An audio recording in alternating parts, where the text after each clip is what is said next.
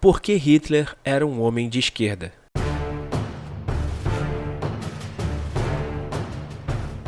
Este artigo foi escrito por Rainer Zitelmann, traduzido por Instituto Rothbard e narrado por Rafael Oliveira.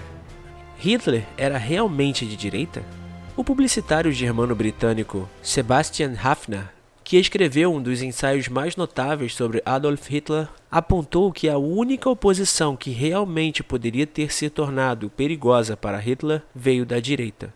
Aspas, do seu ponto de vista, Hitler estava na esquerda. Isso nos faz parar e pensar. Hitler certamente não pode ser tão prontamente classificado na extrema-direita do espectro político como muitas pessoas têm o hábito de fazer. Fecha aspas. De fato, a única oposição efetiva a Hitler, representada por forças conservadoras, em parte também monarquistas, como Ludwig Beck, Franz Halder, Hans Oster, Erwin von Witzleben, Karl Friedrich Godeler, Johannes Popitz, Conde Peter Georg von Wartenberg e Ulrich von Hassel, ficou à sua direita. O sociólogo germano-britânico Ralph Dahrendorf apontou o dilema da resistência alemã a Hitler, que, embora certamente altamente moral, ainda não marcou um passo adiante no caminho da sociedade alemã para uma Constituição da Liberdade. Aspas. O que é ainda pior é que Hitler foi quem efetuou aquela transformação da sociedade alemã que sozinha tornou possível a Constituição da Liberdade, enquanto a resistência ao seu regime apareceu em nome de uma sociedade que só poderia servir de base para um regime autoritário. Fecha aspas. A tentativa de assassinato de Hitler em 28 de julho de 1944 e as perseguições desencadeadas por seu fracasso significaram, disse Dahrendorf, aspas, o fim de uma elite política. Fecha aspas. Antes de ingressar no Partido dos Trabalhadores Alemães, mais tarde NSDAP, Hitler estava à esquerda do espectro político como conhecemos hoje.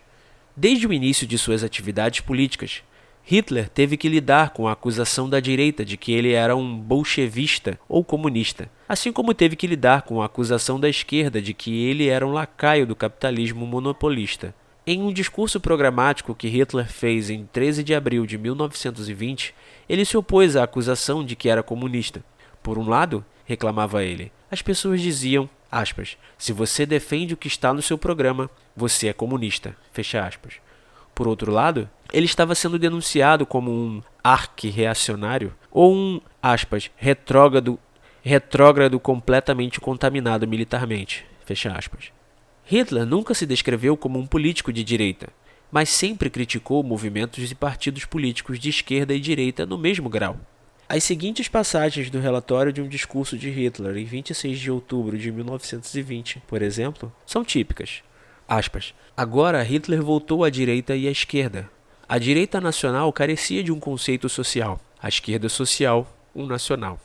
Ele advertiu os partidos de direita. Se você quer ser nacional, então desça até seu ponto e suma com toda essa presunção de classe.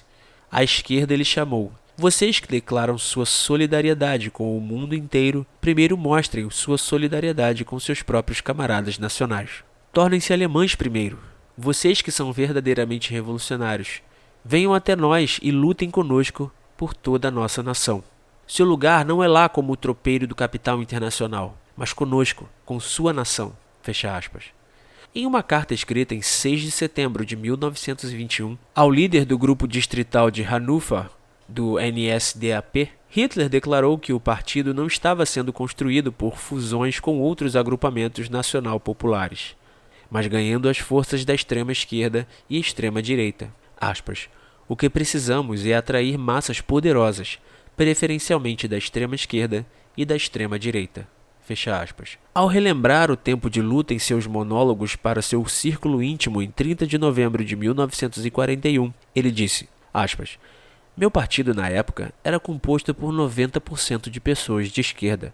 Eu só podia usar pessoas que lutaram.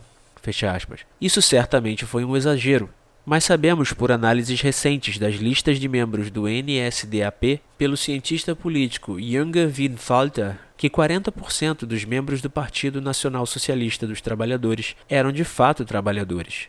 O mesmo vale para os eleitores do partido. Hitler não se considerava nem à esquerda nem à direita, mas queria superar ambos os extremos, não estando no meio, mas formando um novo extremo no qual ambos fossem abolidos. Em 26 de maio de 1944, ele disse, aspas, naquele dia, as definições de ambos os termos eram diametralmente opostas uma à outra. Então, um estava do lado direito da barricada e o outro do lado esquerdo, e eu fui bem no meio desses dois lutadores. Ou seja, subi na própria barricada e, portanto, fui naturalmente alvejado por ambos.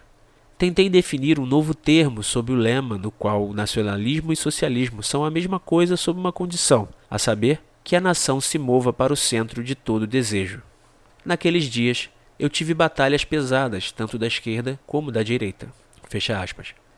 Sabemos, no entanto, que Hitler não procedeu contra a esquerda da mesma forma que fez contra a direita. Alguns monarquistas dedicados também foram levados aos campos de concentração em certos casos, e algumas forças burguesas conservadoras, como os associados de Franz von Papen, Herbert von Buser e Edgar Julius Jung, foram fuzilados junto com os líderes das SA em 30 de junho de 1934.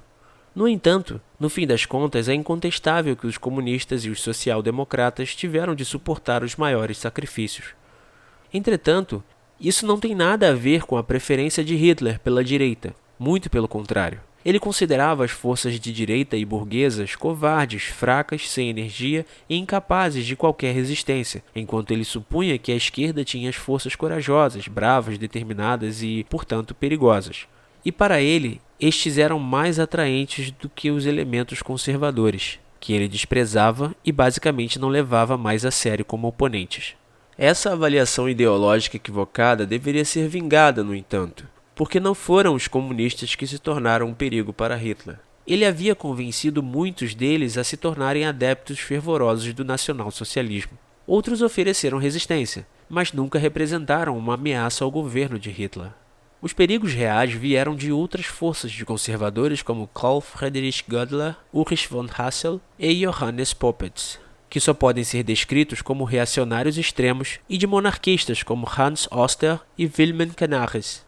Pelo menos a partir de 1938, essas forças se engajaram em uma conspiração e oposição sistemáticas que não estavam fadadas ao fracasso desde o início. Foi apenas no final de sua vida, quando ele contemplou o fracasso total e irreversível do Terceiro Reich, que Hitler reconheceu que tinha sido um erro agir unilateralmente contra as forças da esquerda e poupar as da direita.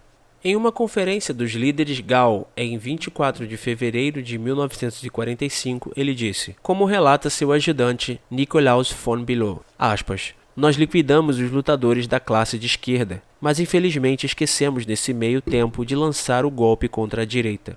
Esse é o nosso grande pecado de omissão. Fecha aspas.